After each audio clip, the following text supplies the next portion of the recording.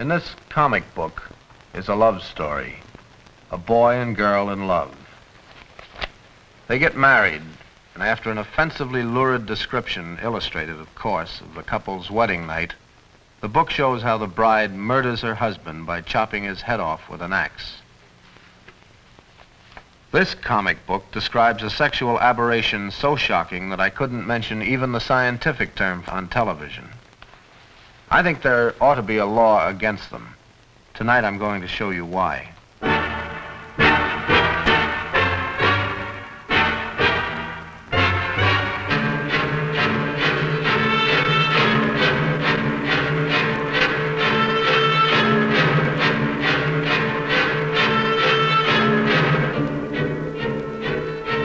Confidential File. A report by Paul Coates, one of the nation's distinguished news reporters, brings you a factual report on America today, its people and their lives. May I have your name, please? Estes Kefauver. And your age?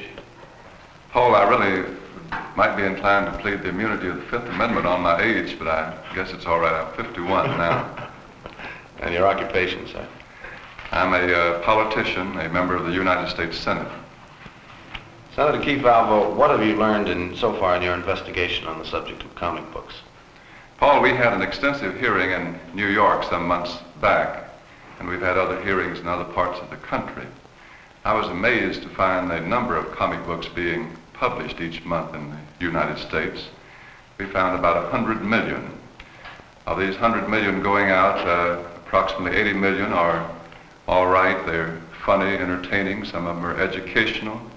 But about 20 million were of the horror and crime type in which we are particularly interested. And this comic book business is really big business. Well, what about the effect of these comic books on the children? All of our testimony from psychiatrists and children themselves show that it's very upsetting, that it has a bad moral effect, and that it is directly responsible for a substantial amount of juvenile delinquency and child crime. Are there presently comic books in publication that you feel are harmful to children? Yes, there are still some, although not as many as there used to be. The industry, you know, has appointed a czar. They have a code. Mr. Murphy is in charge of the code operation. They submit their comic books to him, and he passes on them. They are now not supposed to show crime and horror in their comics. Do you feel that legislation to control this type of comic book, this harmful comic book, is indicated? Yes, I think some legislation would be helpful. Legislation regulating, tightening up the mail statutes, and regulation breaking up the tie-in sales. But I'm not in favor of a so-called censor legislation outlawing comics altogether. Well, what do you think are the dangers to our constitutional rights in this type of legislation, Senator? I think the dangers are that if you start censoring comic books, it might lead on to censoring other things, and it might encroach upon our constitutional freedom of the press. And after all, Paul, the only way that you can really stop this kind of thing is to arouse public opinion. If the people in a section decide they don't want these horror and crime comic books sold, read by their children, if they will become adamant and vigorous about it, they will just not be sold in that section. That is the best guarantee. And Paul, that's why I'm so happy that you're doing this production confidential file, arousing public opinion in this whole field of juvenile delinquency, apathy, the lack of interest on the part of the people at the local community is the biggest enemy that we have. And through programs of this kind and committees that have been formed, other media of information, I think the people are beginning to know the facts, and there are very wholesome evidences that they're doing something about it. Well, Senator, thank you very much for your cooperation. Good to be here with you, Paul, and I'll see you again. Good luck in your work. Thank you. The sexy, crime-worshipping violence of certain comic books has come in for a lot of scathing criticism during the past couple of years. Resolutions have been introduced, experts have written books, governmental committees have held hearings. Even in the comic industry itself, steps have been taken to clean up some of the filth. The Comics Magazine Association of America, Incorporated, has been formed and a code written. Here's a copy of it. The code sounds fine, and they've appointed a czar to enforce it. But the undesirable comic books haven't disappeared from the newsstands of this country. Why? I'll tell you exactly why. Because no action has been taken by the most powerful influence in America, the people, you. Many of the publishers are already out of business, but there's an immense backlog still in the warehouses and on the newsstands.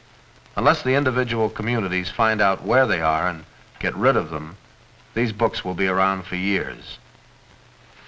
There are about 60 million, that's 60 million, comic books published every month in the United States. But those figures are really quite misleading. In a minute you'll see why. Ask 10 kids where they got the comic book they're reading. Maybe 1 or 2 will tell you they bought it. The rest traded for theirs. They buy 1 book and they read 10. It's wonderful economics, but unfortunately it means that 10 times as many kids read books they never should even see. There are no economic or racial lines to the comic book threat. They reach every strata. Kids read them in the North and in the South. Stories like The Human Hyena.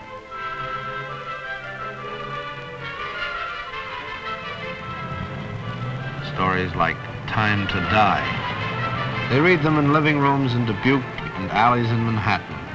They read them in tree houses. They read them tucked into their notebooks in classrooms. And at night they dream about them. One glance is enough to tell you that this boy just got out of school for the day. And why shouldn't he be happy?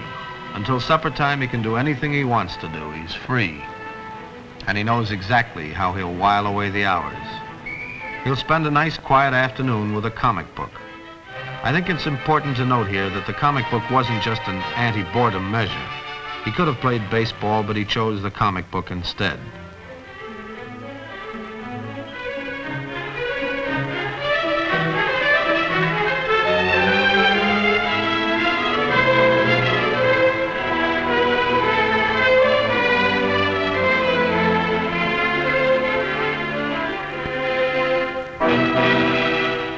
This is the hideout, the secret place where the gang, and I mean gang in a good sense, a group of pals, hangs out after school.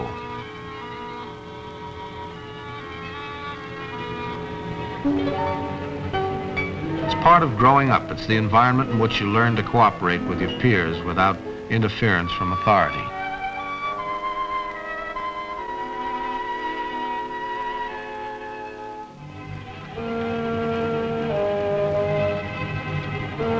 Problems come up and you have to handle them yourselves.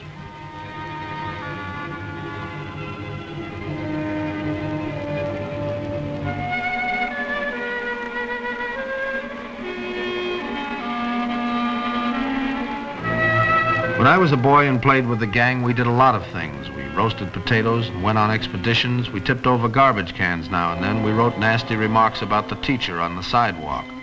But we never spent an afternoon sitting around like this, reading.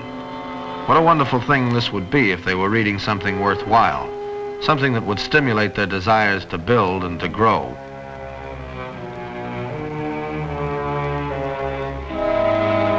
But they're not reading anything constructive. They're reading stories devoted to adultery, to sexual perversion, to horror, to the most despicable of crimes.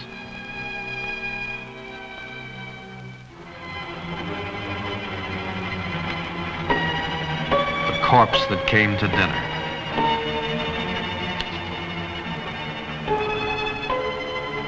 One of the wonderfully appealing things about children is that they haven't yet come to the age where reality and unreality are divorced. The emotional impact of something they read in a comic book may be much the same as a real-life situation they witness.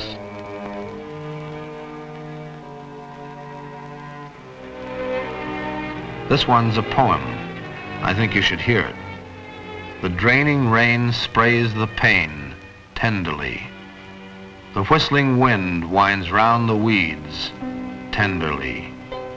And I come to you with arms out wide and one thought inside of me. So I take your lips, I take your heart tenderly. Maybe you can accept this fact, maybe not. But it is a fact, and I'll prove it to you later in the program. Horror and crime comics upset kids. I'm not talking about any subtle distortion of their emotional makeup. I think that occurs too. But there's a more noticeable, immediate effect. You can see the tension develop as the story gets more gruesome. And if it's a bad one, the kid has a mass of jangled nerves by the time he's through it.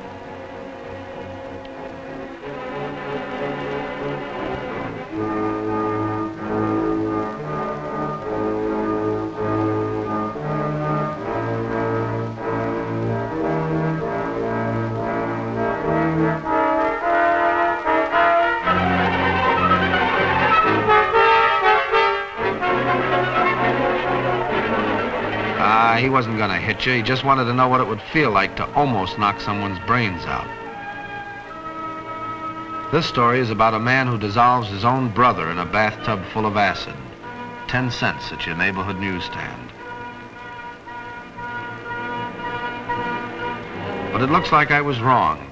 They're not going to read all afternoon after all. They've got a great idea for a game. Everybody can play. In this kind of a game, the more the merrier. Even the little guys are invited. My gang used to huddle too. We'd try to figure out how we could build a raft to use on the river, or how to earn money for a wiener roast, or how to talk the grocer into buying uniforms for a baseball team. We usually figured it out too. Kids aren't always too realistic, but they're mighty ingenious, as you're about to see. They'll need a little special equipment for the game they're going to play.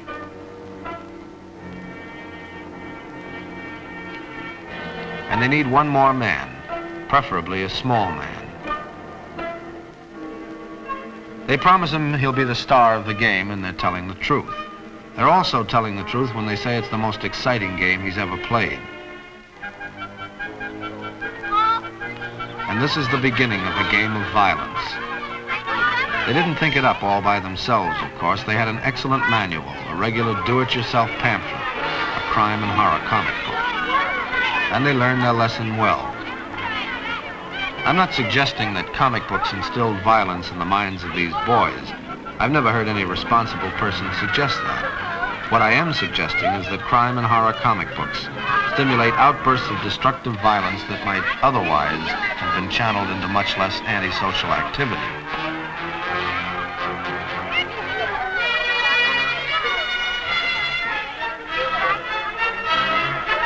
And remember, these are not the faces of an isolated group of kids. These are not delinquents, not criminals. These are the faces of your sons. These boys are playing, and yet they're not playing.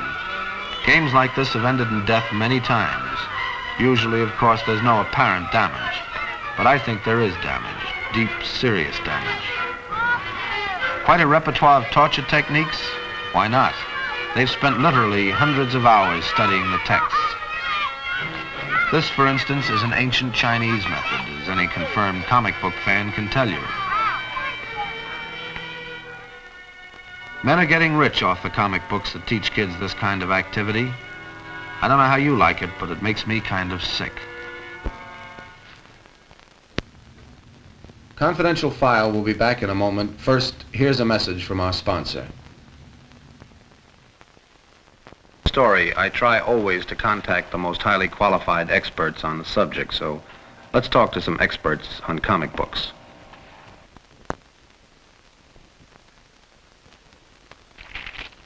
And your name, son? Bernie Kenner. And how old are you, Bernie? 15. 15. And you read comic books too, Yes. don't you? Do they bother you in any way? At first they did. How'd they bother you? It was bad dreams at night. Used to talk in my sleep. Used to talk in your sleep? Yes. Tell me about some of the stories you've read in comic I read books. this one about this lady. She always liked diamonds, so she used to date these men and used to buy her diamonds, and then she killed them. I didn't follow you. The men would buy her diamonds? And then she used to take them home and kill them and bury them in the basement. This kept going on for about a year, and the basement's all full of graves. There's only room for one more grave. So she says to herself, I want the richest man in town to buy me the diamond, and then I could kill him. So she went into this jewelry store and met this man, and they started dating each other. So the man bought the diamond, and they went home. Then she put a knife on him, but the man took it away and killed him. And they went downstairs, and the man buried her. And then he came upstairs, and he said to himself, "You see, darling, I'm not a collector of diamonds, but of hands." And he cut off her hands. And that made you pretty sick, Yes. I guess. I can believe that. All right, Bernie, thanks a lot. You're welcome. May I have your name? Ronald Kirahara. Talk up a little bit, huh? Ronald Kirahara. And how old are you, Ronald? 12. What do you think of comic books, Ronald? They're all right, but they scare me. They scare you? Yes. Why do they scare you? Tell me about how they scare you. Well, when I sometimes read them, I go to at night when I sleep, I dream. Mm-hmm. And so once I dreamt that this Martian from Mars came after me, and I woke up real fast. Mm-hmm. And this was after you'd read one of these horror comics, huh?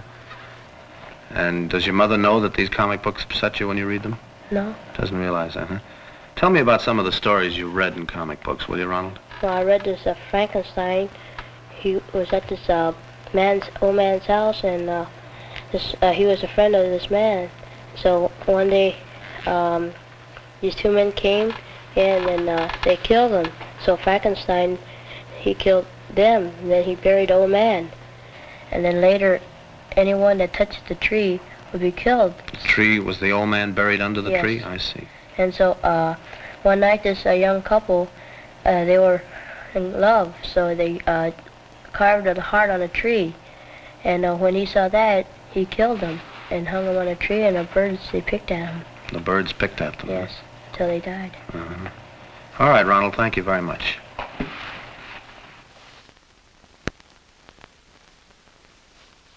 You want to give me your name, son? David Freeman, And how old are you? 11.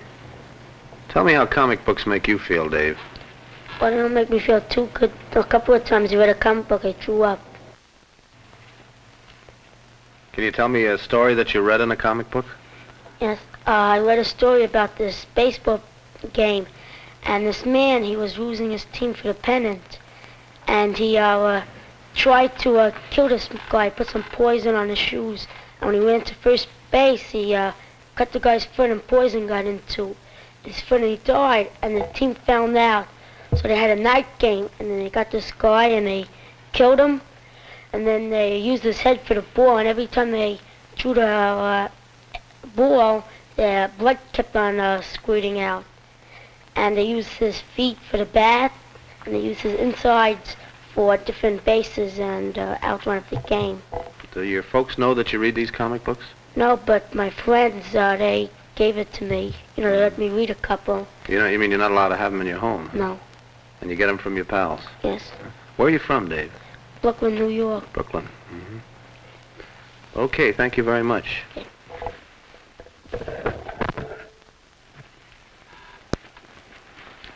And your name?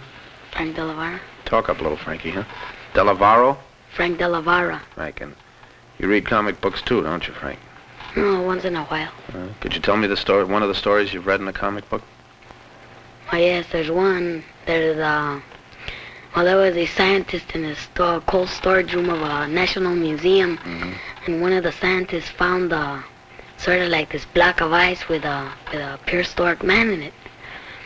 Well, they were arguing if they should defrost it or not, because one said that it couldn't be living after all those millions of years of being in ice, and then the one that found it said that he didn't want to tamper with it because it might be dangerous. So they said, okay, we won't defrost it. So then the cold storage room got on fire somewhere. I don't know how. It didn't say in the book, and it just started to burn, and the block of ice melted, and then the scientists were standing at the door, and the prehistoric man looked at him, and they started to get scared because they thought it was gonna attack them. You know, so the prehistoric man jumped out the window. So then they went after him, the guards and the scientists, and the scientists went into the one that found them went into a park, and he turned around, and the prehistoric man was gonna hit him with his club. Well, how do you feel when you read stories like this? I get a kick out of them because they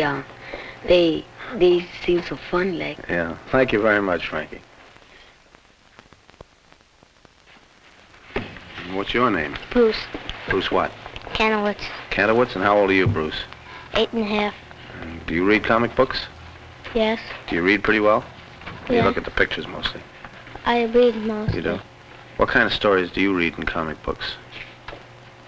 Sometimes horrors, but I don't like them much. Why not? Because they're too scary. They scare you at night, too? Not much. Oh. In the daytime, I always read them. Oh, you read them in the daytime. Can you tell me about any stories you've read in these horror comics? Yes. All right. Well, this one about the vampire. Well, there was 3 men and this native. And this native had a charm that would scare away this vampire. So one day, one of these men started to roam around. He went into a cave. So then came the vampire and killed him. Mm-hmm. And then the men came over and saw that he was dead. So then they went on. And then these 2 men that were left and the girl, the 2 men killed the native and took away his charm, because that charm could scare away the vampire. Mm-hmm. So when the guy took off the charm, this other guy shot him. So this other guy and this lady was left. So then, when then they went on, and the man and the lady were in the cave, and the man had a stick, and if he would stick that stick through her heart, the vampire's heart, when she's sleeping, then it'll die. So then they went through the cave where the vampire was. So then they went on.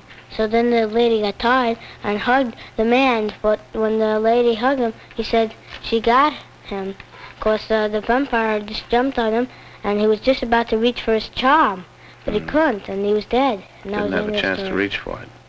And the lady ran away. She was safe.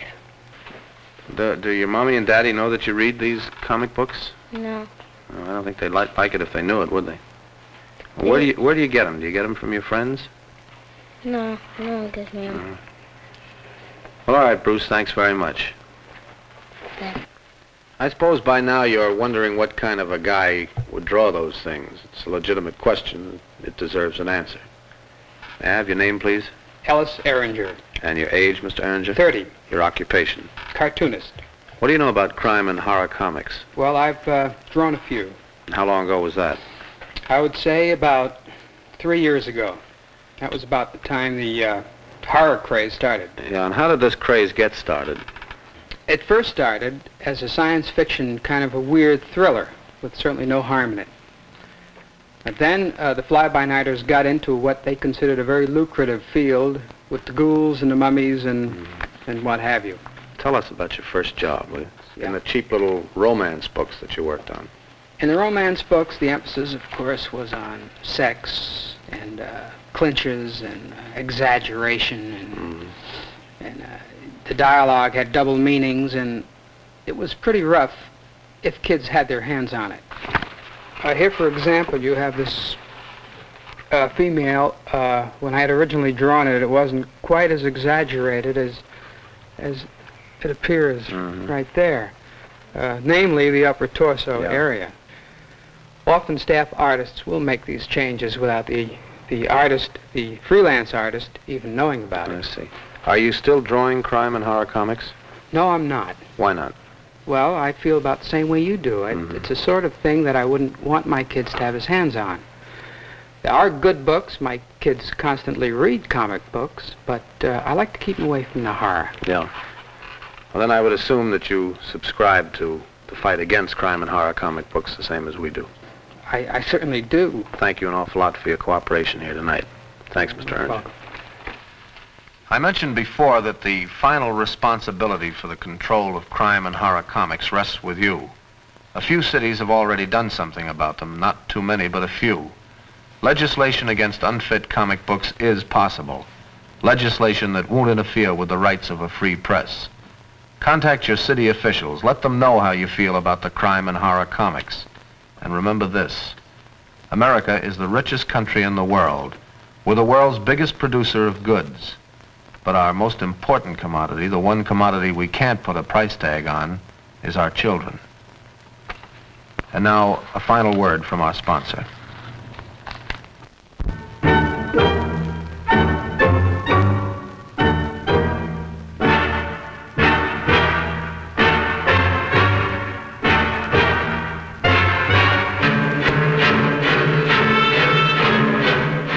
have just witnessed another authentic report by Paul Coates, distinguished columnist and news reporter. These factual reports are brought to you each week by this station.